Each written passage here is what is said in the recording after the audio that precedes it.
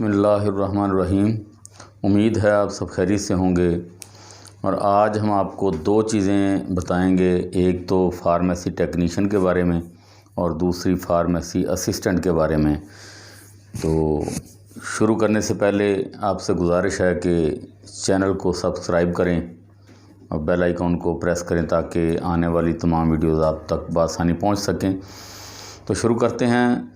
Pharmacy technician کے بارے میں بہت سے دوستوں نے پوچھا ہے، تو یہ آپ کو بتا دیں کہ جتنے بھی ڈسپینسرز ہیں، ڈسپینسر کر کے فارغ بیٹھے ہیں یا کوئی نوکری کر رہا ہے یا کوئی ملازمت کر رہا ہے، تو ان سے گزارش ہے کہ وہ فارمیسی کونسل میں بی کیٹیگری کے لیے داخلہ لے لیں، کیونکہ فری داخلہ صرف 4000 روپے داخلہ فیس ہے، اس سے آپ کا داخلہ ہو جائے گا۔ آنے والے وقتوں میں آپ کے لیے یہ بہت فائدہ مند ہوگا۔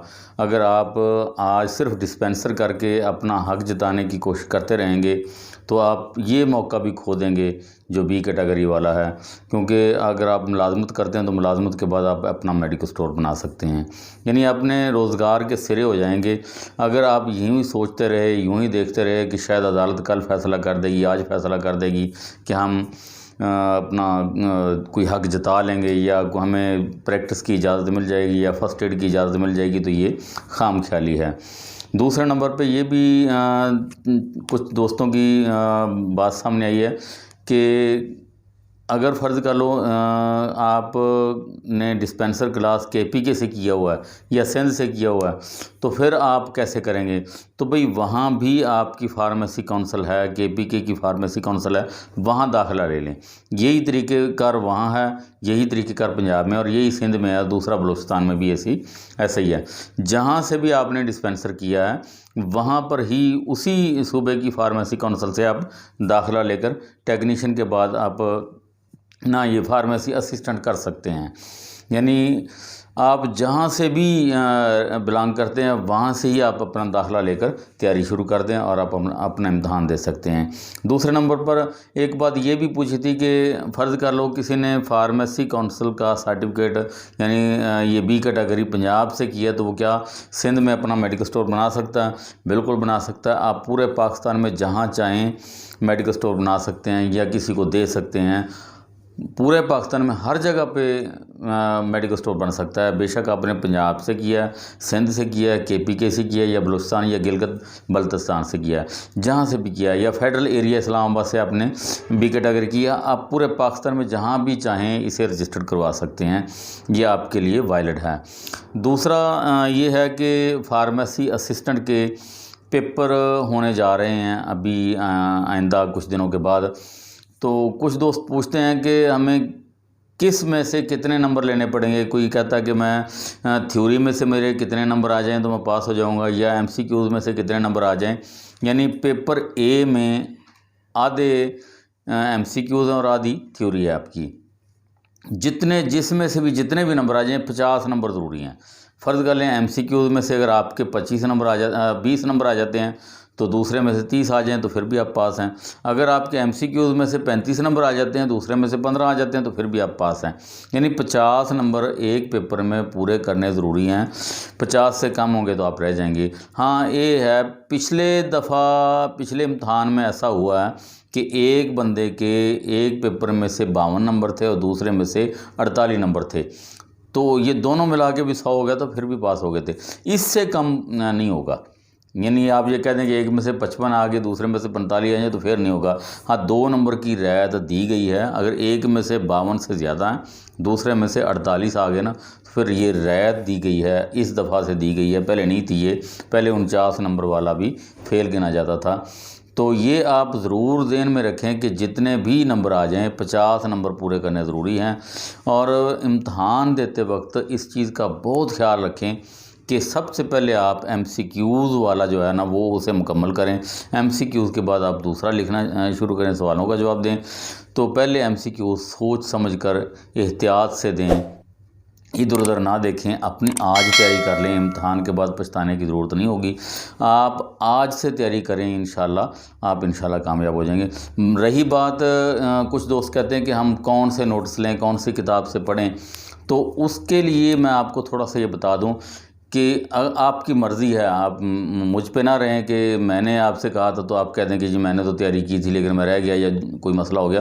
آپ اپنی مرضی سے کوئی بھی کتاب پڑھ سکتے ہیں، لیکن جو کتاب بھی آپ پڑھنے لگے ہیں اسے مکمل پڑھیں، اسی پر اکتفا کریں۔ میرے لیکچرز پر پچھلے امتحان میں تقریباً 25 سے 30 جو ہے نا وہ امیدوار کامیاب ہوئے ہیں جو میں نے پڑھایا تھا، تو آپ بھی اس پر اکتفا کر سکتے ہیں، لیکن یہ آپ کی مرضی ہے۔ لیکن میں نے پوری کتاب کا جو نچوڑ ہے وہ میں نے آپ کے سامنے کر دیا ہے۔ اب آپ تفصیل سے لگاتار ساری ویڈیوز دیکھ لیں اور اس کو ذہن نشین کر لیں۔ آپ کے ذہن کا مسئلہ ہے، آپ کا ذہن کتنا پک کرتا ہے میری ویڈیوز کا۔ اگر پوری طریقے سے میری باتیں آپ کو سمجھ آ گئیں تو آپ انشاءاللہ کامیاب ہو جائیں گے، اگر میری باتیں آپ کو سمجھ نہ آئیں تو کامیابی مشکل ہے۔ لیکن کتاب میں سے پڑھ کے کوئی بہت ہی ایکسپرٹ بندہ جو ہے نا وہ امتحان دے کر کامیاب ہو سکتا ہے، کیونکہ کتاب کی جلدی سے سمجھ نہیں آتی۔ ایسے بہت سے الفاظ ہیں میڈیکل کے جن کا مطلب جاننا ضروری ہے، جب تک ان کا مطلب سمجھ میں نہیں آتا کتاب کے سوال کا مقصد بھی سمجھ میں نہیں آتا۔ تو میں نے ویڈیوز میں یہ ان چیزوں کا مقصد واضح کیا ہے، اور انشاءاللہ اگر آپ اس پہ اعتماد کریں گے تو آپ کی کامیابی یقینی ہے۔ لیکن شرط یہ ہے کہ آپ کو پوری کی پوری ویڈیوز جو ہے تسلی سے بار بار سننی پڑیں گی۔ جتنا آپ کے پاس وقت ہے آپ تھوڑا سا ٹائم نکال لیں۔ آپ یہ نہیں ہو کہ آپ کاروبار بھی کرتے رہیں اور کہیں کہ ہم کامیاب بھی ہو جائیں گے، یہ تیاری بھی ہو جائے گی، یہ مشکل ہے۔ ہم 1 مہینہ لاہور میں پڑے رہے تھے، اپنا گھر چھوڑ کر، کھانا ہوٹلوں کا کھایا، وہاں پر استاد سے تیاری کی، پھر جا کے کہیں مشکل سے ہم پاس ہوئے تھے۔ تو آپ کہتے ہیں کہ ہم گھر میں بیٹھے رہیں، کام بھی کرتے رہیں اور تیاری بھی ہو جائے، یہ مشکل ہے۔ یہ ڈگری، یہ ڈپلومہ آپ کا بہت قیمتی ہے، بہت زیادہ فائدہ دینے والا ہے۔ اس کے لیے آپ 1 مہینہ یا 20 دن ٹائم نکال لیں، فارغ بیٹھ کر تسلی سے اس کو پڑھیں، دیکھیں اور اس پہ غور کریں۔ میں ایک پنساری تھا، فارماکوگنوسی کی جو ادویات ہیں اس سے پوچھنے کے لیے 1 گھنٹہ اس کے پاس بیٹھا رہتا، وہ اپنے گاہکوں کو سودا دیتا رہتا تھا اور میں چپ کر کے بیٹھا رہتا تھا۔ جب وہ فارغ ہوتا تو مجھے بتاتا تھا اور میں اپنا وقت نکال کے اس کے پاس بیٹھا رہتا تھا، چند چیزوں کا صرف معلومات لینے کے لیے۔ پڑھی ہوئی تھی میں نے، مجھے علم بھی تھا ان کا، لیکن مزید اس کی تیاری کے لیے، مزید اس کو سمجھنے کے لیے پھر بھی میں اس کے پاس بیٹھا رہتا تھا۔ تو آپ بھی ایسے ہی کریں، فارماکوگنوسی کی جتنی ادویات ہیں جو پنسار سے مل جاتی ہیں ان کو جا کے دیکھیں، ان کی شکل دیکھیں، ان کو پہچانیں کہ یہ کیا ہیں۔ کل کو پریکٹیکل میں آپ کے سامنے رکھی جائیں گی، آپ سے پوچھا جائے گا تو پھر آپ آسانی سے ان کو بتا سکیں گے یہ دارچینی ہے، یہ الائچی ہے، یہ لونگ ہے، یہ سونف ہے، یہ ساری چیزیں آپ کے سامنے ہوں گی تو آپ آسانی سے بتا سکیں گے۔ تو اس کی تیاری کے لیے آپ کو ہر ممکن کوشش کرنی چاہیے اور اپنا ٹائم نکالیں، ٹائم نکال کے آپ اس کی تیاری کریں۔ مجھ سے جو آپ بنایا میں آپ کی ضرور خدمت کروں گا، جو ضرور میں آپ کو بتاؤں گا۔ آپ وقت نکال کر جہاں آپ کو سمجھ نہ آئے، لیکچر میں سے سمجھ نہ آئے، کسی لفظ کی سمجھ نہ آئے، مجھ سے پوچھیں، میں انشاءاللہ آپ کے لیے تیار ہوں۔ میں یہاں پر بھی جہاں میں رہتا ہوں وہاں پر میں اسٹوڈنٹس کو پڑھاتا ہوں، تو میں فری آف کاسٹ پڑھاتا ہوں، میں کسی سے نہیں اکتاتا اور نہ ہی میں چالو ہوتا ہوں۔ مجھے اب بھی تقریباً آپ دیکھ لیں تقریباً 700-800 اسٹوڈنٹ ہیں پنجاب میں پورے میں جو مجھ سے رابطے میں ہیں۔ مجھے جب بھی وہ کال کرتے ہیں میں ان کا جواب دیتا ہوں، میں اپنا کام چھوڑ کے ان کو بتاتا ہوں۔ میں سمجھتا ہوں کہ اس کا امتحان ہونے والا ہے، اس نے محنت کی ہوئی ہے، تو میرے ایک بتانے سے اگر اس سے کامیابی ملتی تو مجھے کیا نقصان ہے، مجھے کیا تکلیف ہے۔ کبھی وہ دعائیں دے گا، میں صرف دعاؤں کا بھوکا ہوں، مجھے کسی چیز کی ضرورت نہیں ہے، نہ مجھے واہ کی ضرورت ہے، نہ مجھے ٹیچر یا استاد بننے کی ضرورت ہے۔ میں صرف خدمت کے لیے بیٹھا ہوں اور انشاءاللہ آپ کی خدمت کرتا رہوں گا۔ تو سب سے گزارش ہے کہ اگر ویڈیو میری پسند آئی ہے تو اسے لائک ضرور کیجیے گا اور چینل کو سبسکرائب کیجیے گا۔ شکریہ۔